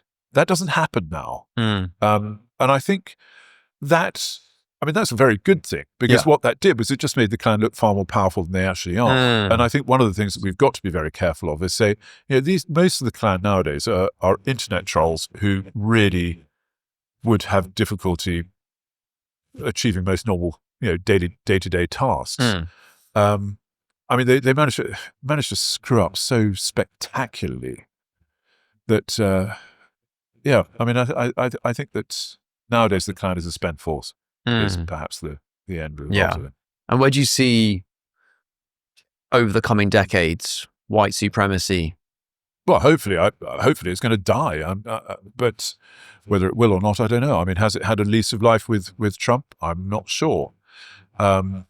Whether he is particularly white supremacist, I think a lot of his followers are. I don't know. I don't know where white supremacy will go. I hope that it dies out. I really hope that it dies out. I mean, it's a toxic and nasty. I mean, there's nothing good about it at all, is there? What do we have to do for it to be removed from society, white supremacy? Or hate groups, or the KKK in general? Or is it heading that way anyway? I think it gradually is heading that way, and I think we continue doing what we have done in the past, which is essentially create inclusive societies. I think that a lot of identity politics doesn't help it, because if you have a lot of identity politics, then the one thing that these people will have is their white identity. I think polarization of society certainly doesn't help. Yeah. But then I'm an old-fashioned liberal, so I would say that, wouldn't I? Yeah.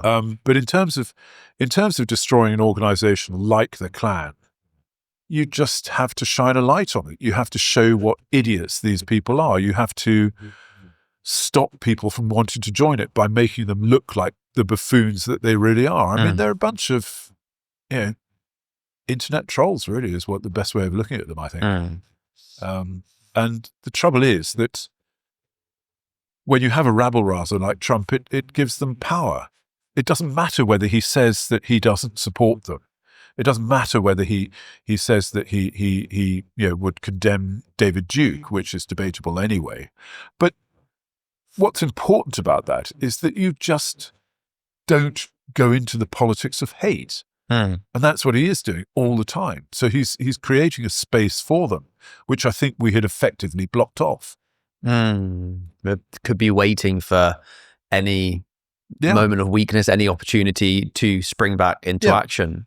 I mean, it's interesting. Every day I get a Google alert on the Ku Klux Klan.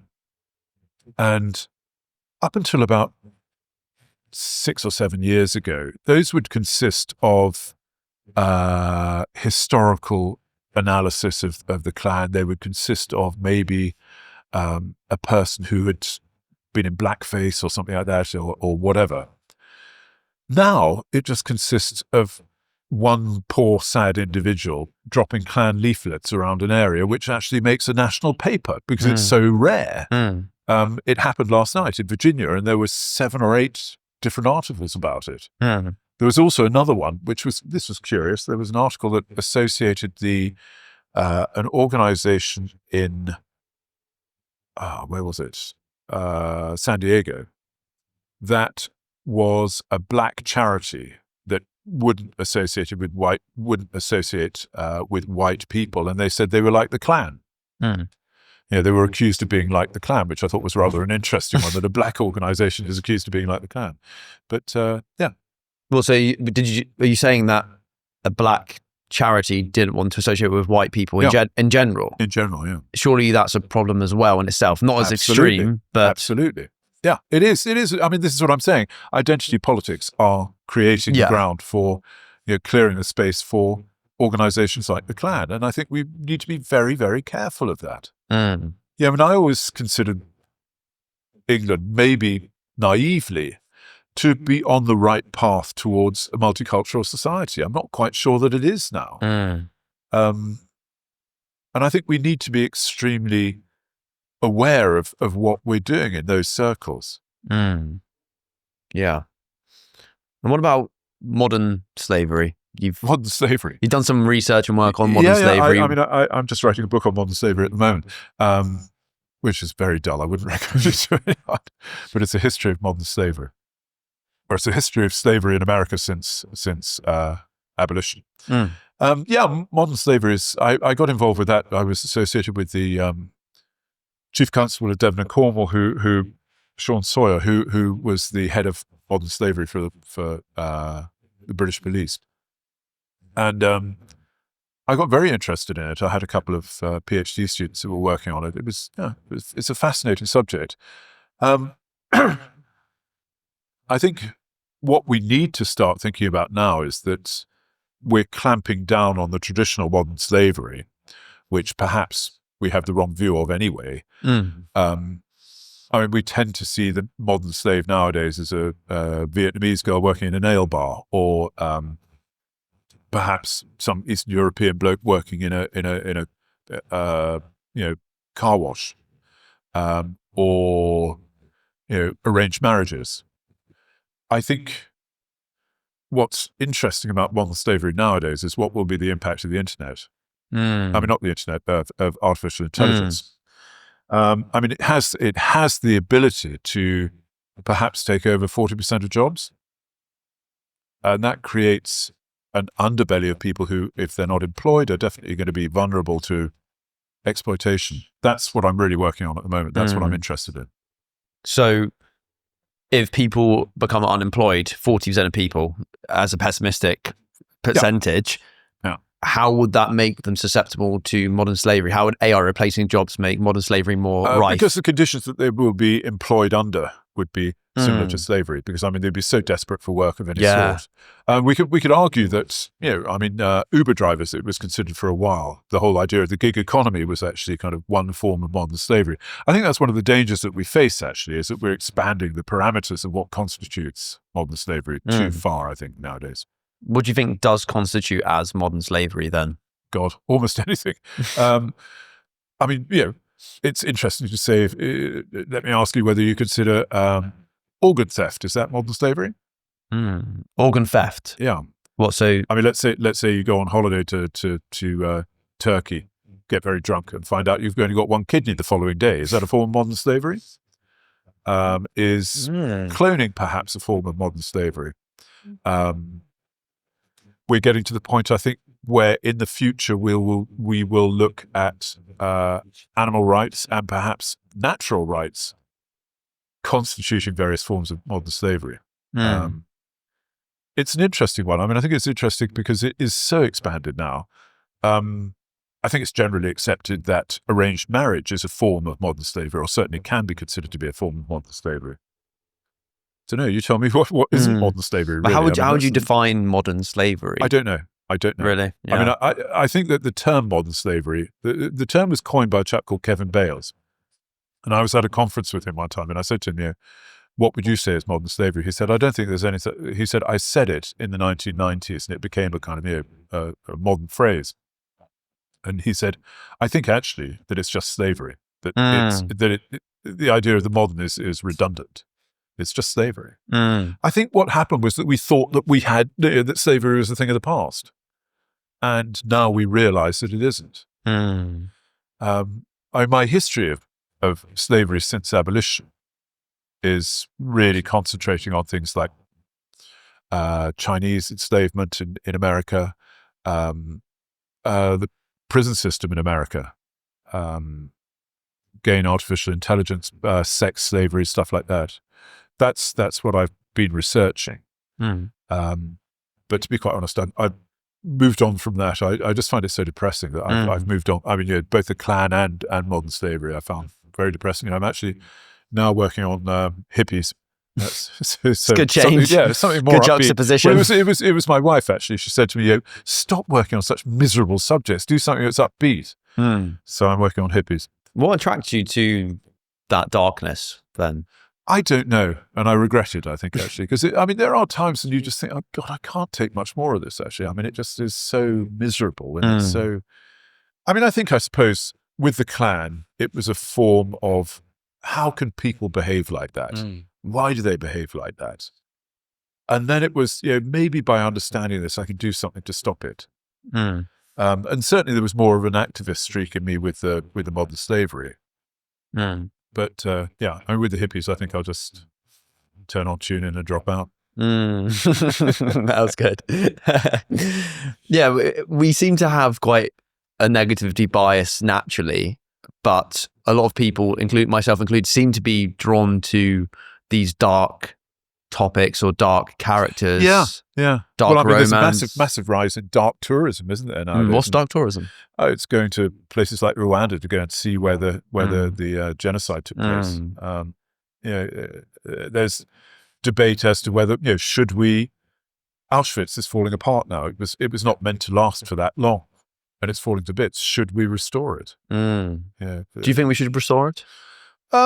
Yes, I do, because I think we need to have that there so that people realize Reminder. the consequences of what could actually happen. And I think, it's an interesting one with this debate of whether Trump is a fascist. I think if he's not a fascist, he's certainly opening the door to a lot of very, very unpleasant things. And I think he's too stupid to realize what he's doing. Or maybe not stupid, but too selfish to realize what he's doing. Yeah. And there's a few ending questions, Kristofer. What's one insight or action that listeners should take from this conversation? Do something. Do something about it. Don't just kind of talk about it. Do something about it. Really find out. And also, I think more importantly than that, I think verify what you actually read. I always say to my students that, they say, well, why should we do a degree in history? And I say to them, well, essentially with history, what you're doing is you're taking raw data and turning it into an intelligible, by a process of analysis, by a process of logic, you're turning it into a coherent argument for or against one particular aspect of it. That strikes me in this modern world as a very, very useful thing to be able to do. Definitely, especially with the advent of AI hallucinating things like that. The amount of information that we're subjected to day in, day out. And if you can't pass that information, if you can't understand and verify that information, God knows where you're going to go. And do you believe in God? No, I don't, I'm afraid. Have you always been an atheist? No, I lost my best friend about 10 years ago. To stomach cancer. She was a GP. She knew she had it. And I just thought, I feel the same about God as Stephen Fry. Look up what Stephen Fry says about atheism. It's terrific. So is that a disbelief in God, or also a general disbelief in a higher being or something that we're unaware of in terms of the creation of the universe? Do you think there is something above us, or do you think it's just the Big Bang? I don't know. I suppose I'm an agnostic rather than atheist, but I don't believe in God as I was brought up to. That's for sure. Was it Catholicism, Protestantism? Protestant. I was brought up Protestant. I'm not particularly, I mean, my wife keeps telling me I'm not particularly spiritual person. She always says that she wants to go and live in Ireland because it's so much more spiritual than England. And I can't really quite understand that argument. Maybe that just shows how unspiritual I am. Do you believe in God? I'm agnostic right now. Do you think there's value in the things around religion in terms of organization? The moral system. Definitely. Yes, yeah. I mean, I think Christianity at its heart is an extremely good moral code. You know, do unto others as you would be done by. I mean, that's, to my mind, the most important thing of the lot. I mean, I always find, curiously, actually, the historians that I know that work on the nastiest subjects are almost invariably the nicest people. Really? Yep. The ones that work on the really nice subjects are almost always absolute shits. Why is that? Why do you think that? Do you think the people that are horrible people have to work on nice things to almost to counter signal that they're look how great I am? Maybe they learn something from it. Yeah, virtue signaling. Which worries me now. I'm working on hippies actually. But no, I think definitely Christianity is a good code to lead your life by, a really good one. And I try to do that, but I certainly wouldn't say that I was. I mean, I don't like the idea. I suppose having studied them for so long, I don't like the idea of people who always say, "No, you can't do this, you mustn't do that." Yes. I mean, just tolerance. What's wrong with tolerance? Why do we all have to conform to something that? It's I guess it's almost like the authoritarian side of it is. Yeah. And I think the thing that people have, that everything gets corrupted really at the end of it, doesn't it? That's the sad thing about it. Don't know. That's human nature, I guess. A part of human nature. Yeah. But what do you think we're missing in terms of, church numbers are incredibly low on Sundays and people are feeling lonelier than ever? Yeah, I mean, maybe that's where it should go. Maybe that is where it should go. I don't know. I mean, I think that, the interesting thing about the hippies actually is that Haight-Ashbury, the Summer of Love, which turns into a very squalid place, doesn't take very long for it to happen. One of the results of that is that you get the Jesus people coming out of that. You get a real Christian revival. And I think a lot of those people who are involved in that were very, very good people. But even that gets corrupted. Then you have the cults coming out of that. I lost a sister to a cult. Really? Yeah, she committed suicide. Wow. So I've got fairly strong opinions about them. But at the same time, I can see the attraction. I can see and I think people nowadays, they need something to believe in, don't they? They need something to, and let's hope that they don't go to believe in the Klan, or they don't go to believe in this horrible culture that we have at the moment of just scapegoating everyone. What kind of cult was your sister part of? Radical Christian cult. Really? And in terms of why she committed suicide, was it directly because of the cult, or did the cult tell her to, or was it as a byproduct from the trauma? I don't really know. I don't really know. I mean, I was quite young when it happened. And I didn't, to tell the truth, it's only in the last couple of years that I've really begun to kind of address it in any way. It was a cult called the Plain Truth. They were sort of, it created all sorts of problems with everything. I mean, all her friends and I think she just felt even more alienated because you're within this group of people that just cuts you off from everything else. So I'm not sure that it necessarily really is the right way of going about it. I can see why people nowadays would be attracted to it. And I can see that there's I find it can also be a very good way of escaping punishment in a way, can't it? I mean, I don't think it's any coincidence that people like Russell Brand suddenly find religion. Nowadays it's one of the last taboos, isn't it? You can't attack someone for their religion. Yeah. I'm not quite sure I think that's right. I mean, I think that people often choose their religion, and if you think that that's wrong, why shouldn't you attack them? I mean, What's wrong with that? It's not something you're born with. What do you mean by attack, though? Well, I mean, you can't condemn people for saying, what you're doing there is wrong. And even if your religion says that it's still wrong. Yeah, it's not an excuse because you're no, religious. I don't mean physically attack them, but I mean, that was a very clumsy way of putting it. I mean, I think, for instance, misogyny within Islam is something that has to be addressed. I think that I really don't like the idea of kosher and halal. I think that's cruel. I think that animals are suffering unnecessarily there. I think we've moved on from that phase, really.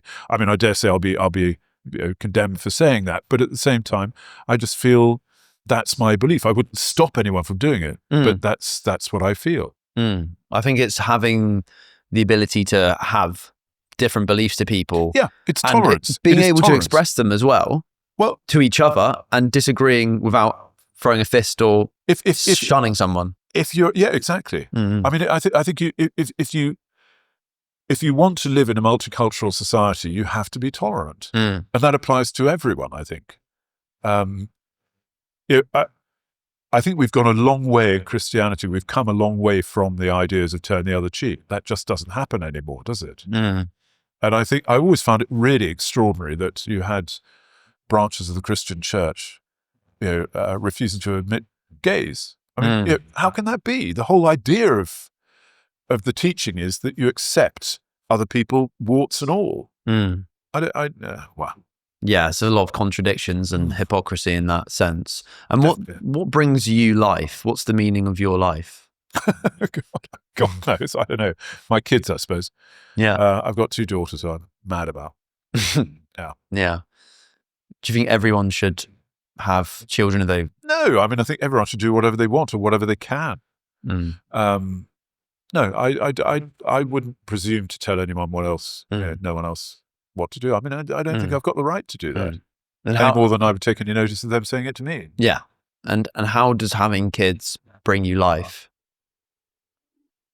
Certainly stops you from being selfish. I mean, I remember a friend of mine saying to me that before you have children, you can't imagine what it's like, and after you've had children, you can't imagine what it was like not having them. I mean, my girls are both growing up now, but I still, they're still, and my wife are what I live for, really. And my dog, of course. Yeah, can't forget the dog. Can't forget Napoleon. Yeah, in fact, he's coming in tomorrow. He's coming to do a series of seminars tomorrow. And as a final question, if you could give your 20-year-old self one piece of advice, what would it be and why?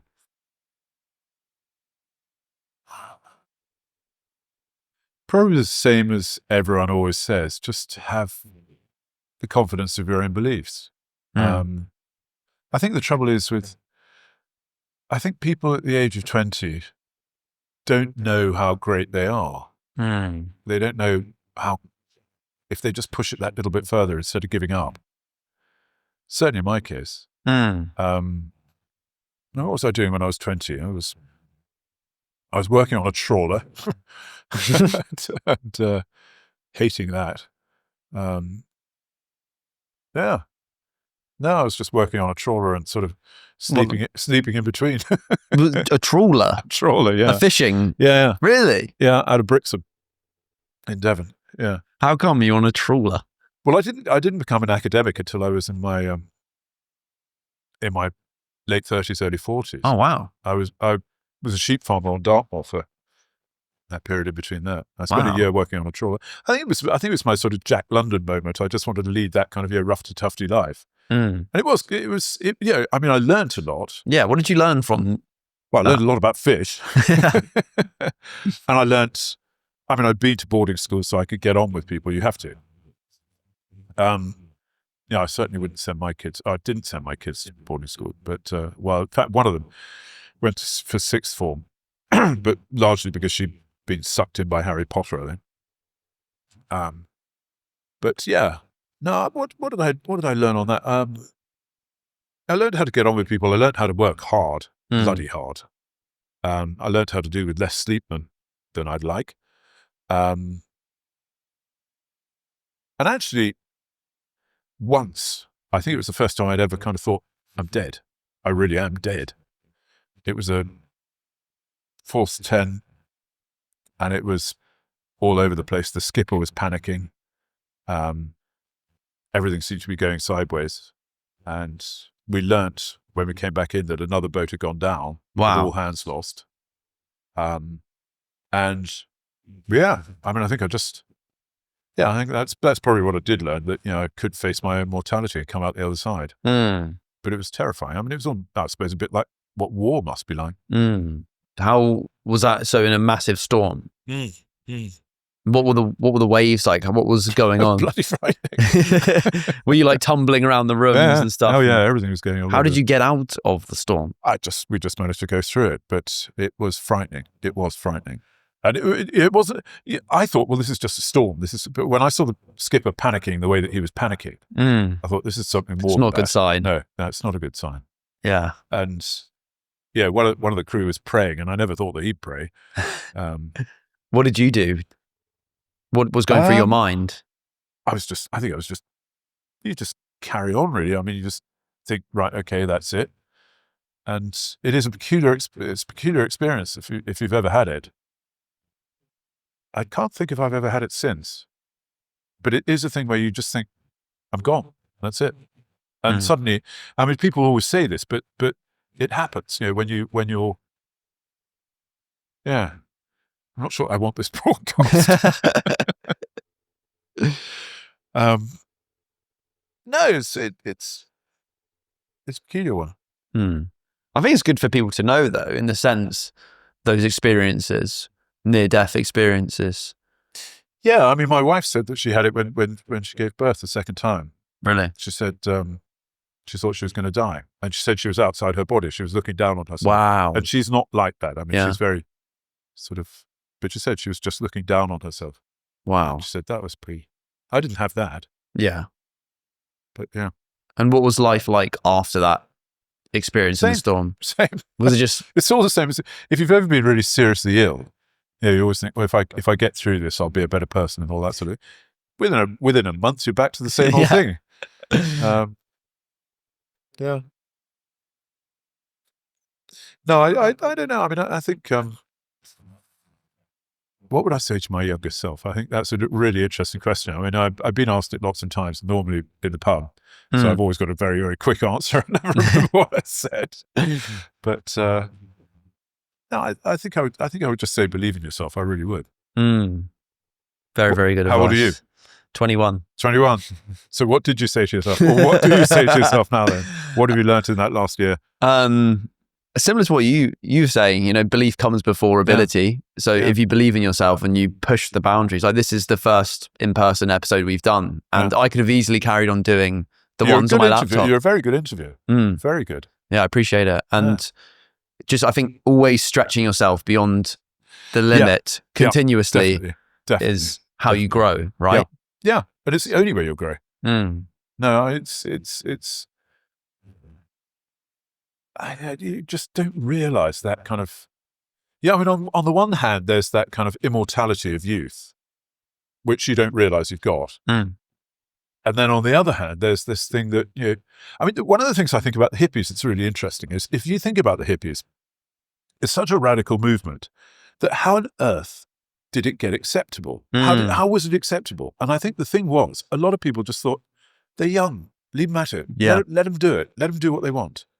And that, I think, is often overlooked. I mean, think about people say, well, one of the main things of the hippies was the pill. Okay, it definitely was. And the pill was a great breakthrough. But if you didn't have doctors who said, why shouldn't girls have this? Why shouldn't unmarried women have this? Then it would never have taken off the way that it did. LSD, it's expanding the mind. It's definitely changing the mind. I mean, the interest in psychedelics today demonstrates exactly how powerful a thing it was. And it's banned in what is it, 66 in California and 68 in the rest of the states. And the reasons that it's banned are bonkers. I mean, they are nuts. And they still don't stack up today. Yeah.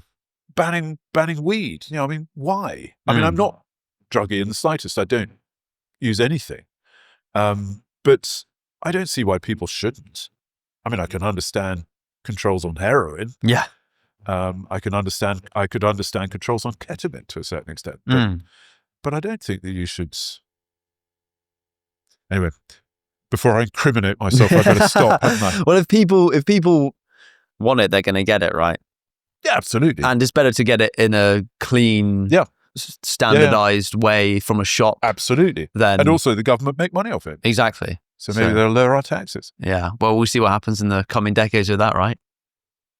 Yeah, I'd be surprised if it wasn't legalized. I mean, I think that most drugs will be legalized now. Yeah. I really can't. I mean, I think that the days of kind of controlling people's behavior in that respect. Definitely.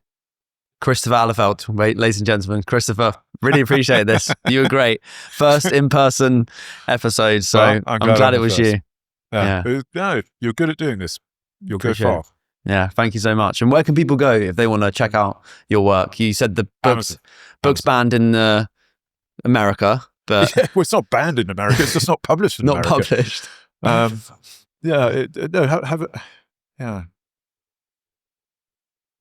Yeah, I mean, the best way to do it is just go on Amazon. Nice. Annoying as it is.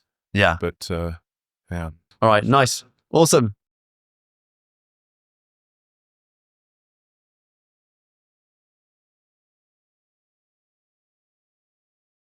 If you've made it this far, you're likely not just a listener, you're ready to be the host. You felt that sense of intimacy and connection with our guest today, and you would like to get the same on your own show and start your own dream show. But you're worried about landing dream guests and all the complications and the mess that is often spoken about when starting your own podcast from scratch. You think starting a podcast requires a huge budget and a whole team, right? That is absolute nonsense. My pro remote podcast blueprint is the ultimate key to skipping the outdated advice and building a high quality, high impact show, even for under $100. It provides the proven strategies and AI templates that I use to this day that you will be able to use to reclaim your time and creative control. And this is a strictly limited opportunity. Don't dilly-dally because there's limited spaces. We've already got one student, Rob, who's joined. That means there's only a couple more spaces to get the Pro Remote Podcast Blueprint course half price. And you need to act very, very fast because this is a limited offer and you're very, very early. So if you want to get the early bird discount like Rob has and get the results by watching the course that goes through the exact step-by-step blueprint that I use to this day to create these episodes that you've just watched and get to the success and become Europe's fastest growing under 21 podcaster, and also join live weekly calls with me and use the AI templates and email templates that I use every single day to get the results and just get all my secrets without getting any of the mistakes and failures that I've made, then top link in the description is for you. And if you're ready to launch your own show and get personalized one-to-one help from me and copy my blueprint, which no other podcaster has shared, then I'll see you there. I'm rooting for you. Goodbye. Hope you enjoyed the episode too.